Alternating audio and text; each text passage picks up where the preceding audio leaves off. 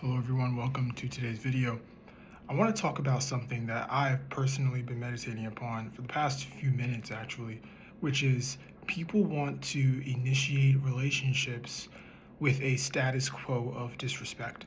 And what I mean by this is that whether it be a platonic relationship or a romantic relationship, they want to start the relationship. The first ball that goes off the bat is the ball of disrespect. They want to see how much disrespect they're allowed to throw at you because they want to maintain a dynamic in the relationship where they are openly allowed to disrespect you. Now, this is a phenomenon to me because you would think that if you are genuinely trying to befriend someone in a platonic or in a romantic way, that you want to respect them. You would think that, but some people, and I'll actually speak about this briefly, when an individual wants to initiate a relationship with a status quo of disrespect, this is because they are inherently a disrespectful individual and they do not want to change that aspect of who they are. They know they have a slick mouth, they know that they lack tact, and they do not know how to be reserved. They do not have discretion, but they don't want to fix anything about that. They want to maintain the very abrasive and rude and disrespectful individual that they are. And they also, over time, have realized that people tend to not want to be friends with those people, whether it be platonically or romantically. But given that they do not want to change, what they do is that they start off every relationship with a joke that's disguised as harmless when in reality it's a test because they don't want to change their disrespectful ways. They don't want to fix their slick mouth. They want to maintain this disrespect that they feel is just a part of who they are. So that's I want to get that out of the way. That's why they do this. But for normal people, you would think that okay, if you really respect someone, something that you want to do is actually show that by being respectful, being courteous. And so understand that when you have an individual who is initiating a relationship with you, again, whether it be as a friend or as a lover, and they're being disrespectful, they're making rude and crude jokes and rude and crude comments towards you, do not tolerate that because they know what they're doing.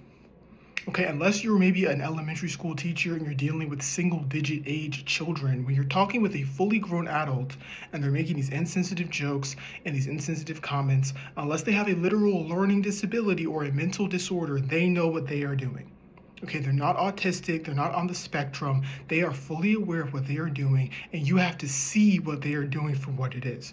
And so when you realize that you're around an individual who is intentionally being disrespectful, who is intentionally trying to instigate with disrespect to see how far they can go with it, because something else that I do want to address is that some people think that as long as they can get away with it, that means that it's okay. Because in their mind, if you tolerate the disrespect, you're sort of deserving of the disrespect.